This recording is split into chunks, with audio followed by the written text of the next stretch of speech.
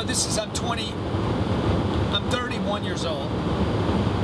I've been knocking on doors around the country, selling seminars. Right. I did that for 3 years on my own, and then a marketing company picked me up. We signed a deal. Like a booking agent. Like a booking agent. Booking deals, yeah. I signed him on an exclusive. I said, you cannot promote anybody but me. I wanted to make him dependent upon my brand. Yeah. And we were doing 8 seminars a month. 8 a month. Wow. 4 cities a month. Yeah, two-day deals. So basically what I did is I had 2 weeks. I would do 4 days in that week, and the next week I would do 4 more days. Toronto, Calgary, Edmonton. The next week I would do New York, New Jersey. The next month we'd go do it again. So there was 8 plus what I was doing myself. Yeah. So the first year I did 96 seminars for him and probably 130 for myself. I was going every day. Wow. Every day. Knocking on the door or doing a gig. These were 8, 9, 10-hour gigs a day. Full day, yeah. So after 1 year, I went to him and said, I'm 34 years old now. Hey man, how many years do you think this can last? Can this last 1 or 2 more years? This was 30 years ago. Yeah. 30 years. What did he say? Oh yeah, man. Oh yeah, this is gonna last. Your material's so good and you're so fresh, and if you keep changing, this could last 5 or 6 years. I was like, okay, well I got to get it, because I'm thinking those 5 or 6 years, tick tock, tick tock, tick tock. Yeah. It's been 30 years, man. I've been cracking this thing. 28 years, 27 years. You know, to think he didn't. The reason he's not with me anymore. He didn't think I could cross over. He thought I was only good for that one audience, because he'd seen some other people try to cross over, and they never could. All I had to do was like shift my language from one industry to furniture, then to chiropractors, then to dentists, then to plumbers, and then roofers, and then insurance, and then finance.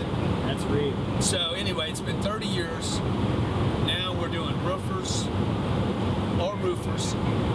We're doing chiropractors, dentists, finance, furniture, mortgage brokers, banks, very advanced, real estate, very high level sale. Yeah, all internet. the way to like a very basic introductory. When we were doing this, there was no Facebook, there was no Instagram, we weren't talking about any of that. I didn't even know that was going to come, but I did know change was coming. Yeah.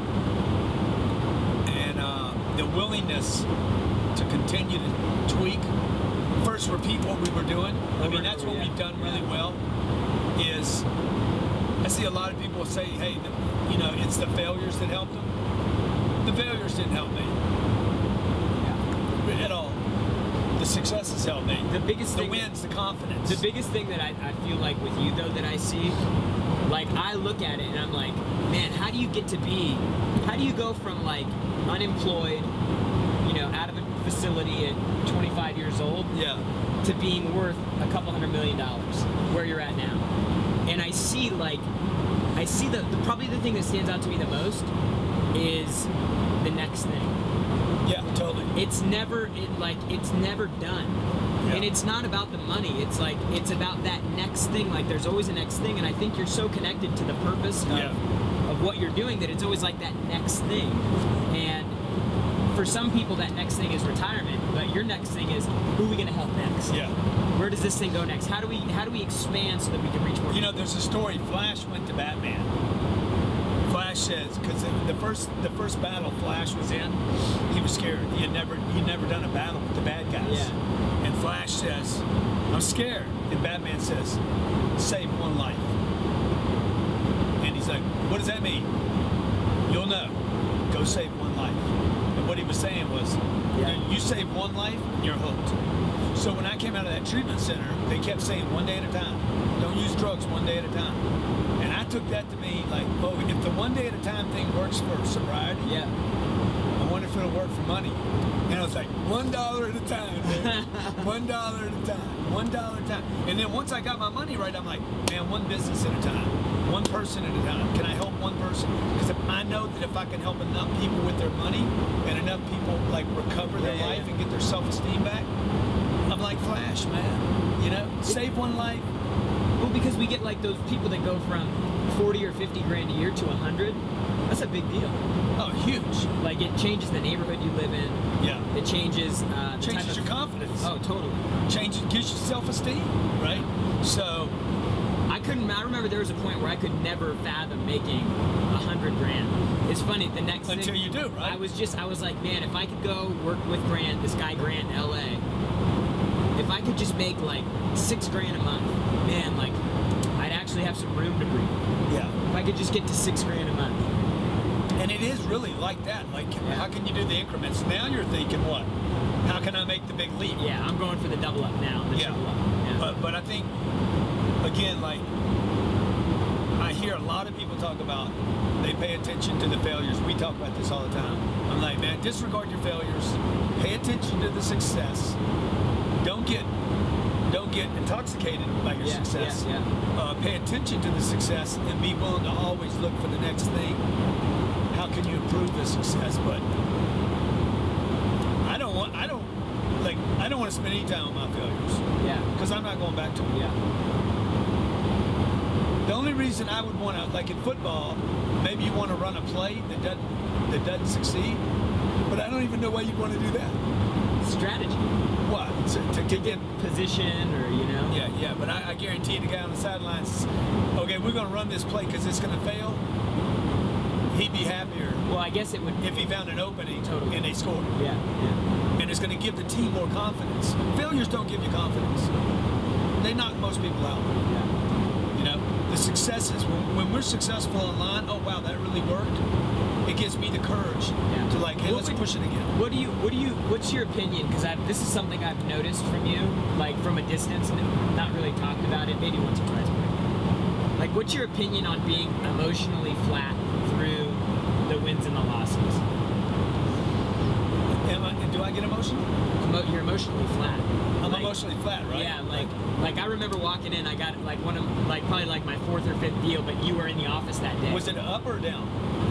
What? No, it was a deal. Was it a win? Yeah, it was a deal. It was a deal, and it was. I remember I was like, "Hey, I just got this deal in." And at that point, we were doing like a handful of deals a month.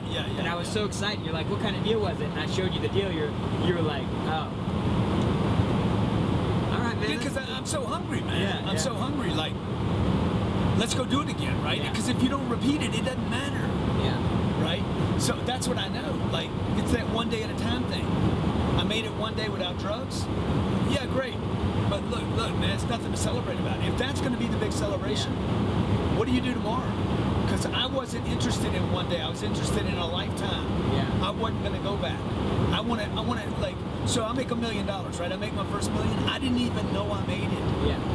I didn't know I had $1 million, like, because that's not the game I was playing. Yeah. I wanted to play the game for financial freedom. And the moment, if you're broke and I say $1 million, you're like, oh my God, that would change everything. The $6 grand will change everything. But the reality is, when you get there, you're like, everything changes again, right? Elon Musk, he don't have enough money. He's the top 400 richest people in the United States. Yeah. He wants to go to Mars.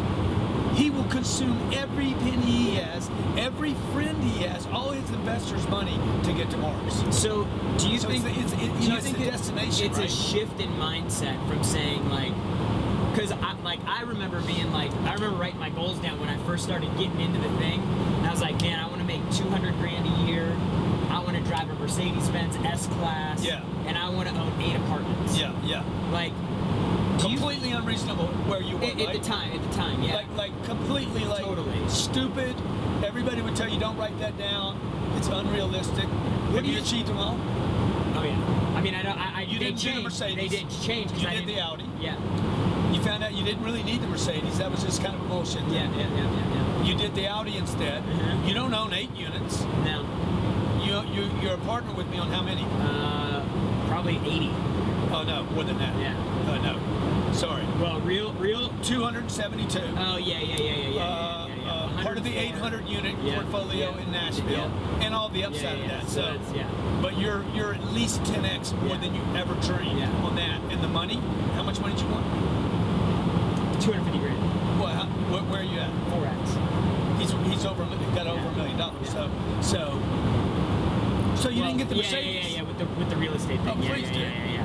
2.5. Yeah, well, you see, and you're doing what I do. You're underestimating everything you've done. But I think I minimize it on purpose because I don't. It's totally good like, to do that. And then you're like, oh well, I invested in a good deal, and I put 150 grand in, and it's worth 800 now. Yeah. And I'm like, yeah, but that doesn't happen. I can't count on that happening, man. I got, that just it really isn't real. Because it's illiquid. Yeah.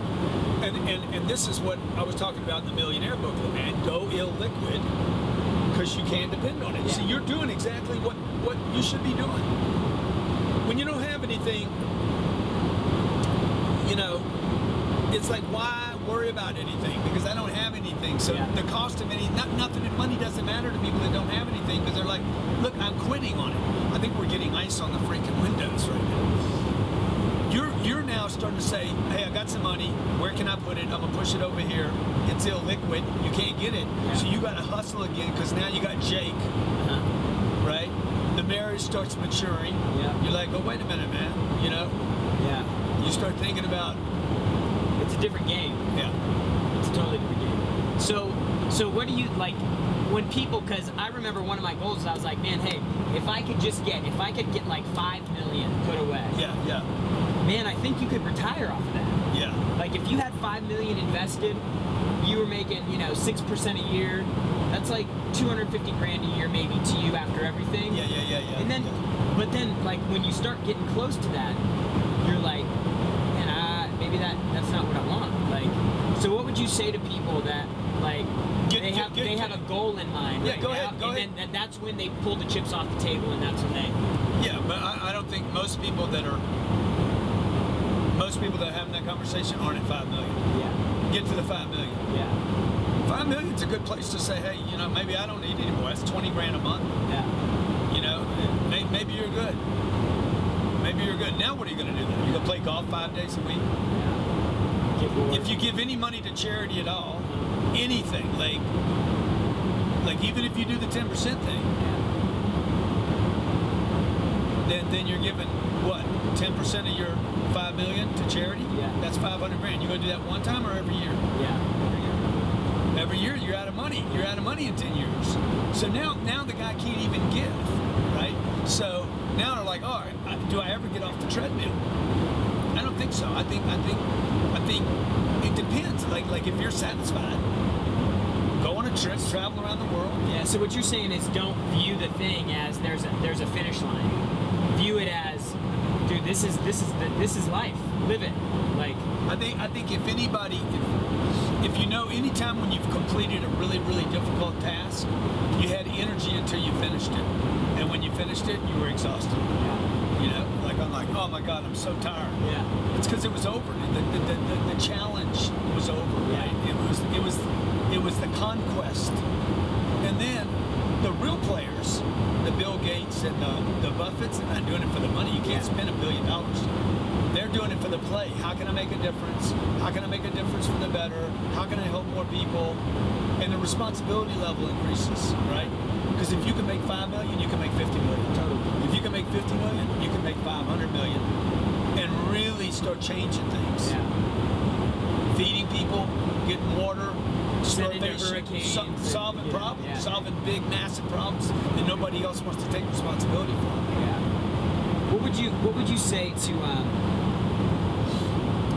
to a young person right now? Like, one of the things that I value about our environment is because there's such a comprehension of the money that's required to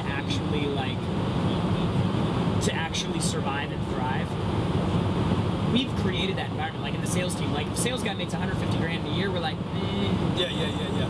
But for a lot of people, they're in an environment where they're like, man, 150 grand? Dude, that's crazy. You're making bank, man. Dude, you're crushing it. How can somebody put themselves in an environment where that changes? Like, particularly if that's what they're surrounded by. Because I'll tell you, that's been one of the most motivating and rewarding, but also like, it keeps me grounded knowing that it ain't a lot of money. Yeah. Like 150 grand, 250 grand, it ain't a lot of money. Yeah, well, most people that are going to hear this are going to be like, yeah, that's a lot of money. And it's a lot of money if you're not making any money. It's a lot of money. My Jake. Yeah. Well, Jake can't talk. You can't ever have a big conversation with Jake, but Sabrina's 8 years old. You know, if I ask her to pick up 25 pounds, she's going to be like, that's impossible. Yeah. And that's the same thing a person's doing with money, right? Scarlett, if I ask Scarlett to ride a bike without training wheels, she's like, I can't do that. It's impossible. 5 or 10 years from now, she's going to be like, I don't even know what I was talking about. Yeah. And that's what people do with money. The job, the marriage, the woman that says, I can't have a baby. I'm sure, you know, Sandy said, I don't know if I can do this. Yeah. You can, once you do it, you can do it, right? Yeah. And then you're like, I don't know if I want to do that again. And then did it without drugs. Right. And then the baby comes, and then it's like, oh man, I don't want to do that again. And then it's gonna be, oh, I want another baby. Yeah, exactly. So look, they said we couldn't fly. We're in a plane. I never dreamed I would have a jet. I never dreamed I had a jet. It was my wife, Elena, that said, you shouldn't travel the way you travel. Because I was coming home bitching all the time. Yeah. TSA, flight was late, da-da-da. And she's like, hey, look, man, the grind. Grant, what are you doing? Get a jet. I'm like, huh? She's like, how much money would you need to have to get your own jet? I was like, wow, I wasn't even thinking of that. Because that could change my life. I could get to more people, reach more people, not grind myself out, be with the kids more. Flexibility of travel has been a massive. And she's like, who's keeping you from it? Nobody says I can't have a jet. Yeah. And so I literally changed my thinking and said, oh, I'm going to go get the money necessary for me to buy this jet, write a check for it, pay for the insurance, the maintenance, the pilots, the fuel, so that I can get around and actually serve my mission. So a lot of young people like that are following you now. Yeah, and so just to answer your question about the young people, number one, I would tell you, quit being young, quit thinking about your age. And if you are going to think about your age, think about all the young people that did something phenomenal at a young age. Yeah. Not just the YouTube phenomenons, like Alexander the Great phenomenons. Yeah. You know, something really big. Yeah. And the second thing is, get around people that aren't drinking, aren't drugging, aren't blowing weekends, and that are and not blowing their money every time they make it. Get around some ethical people that are actually going to go someplace.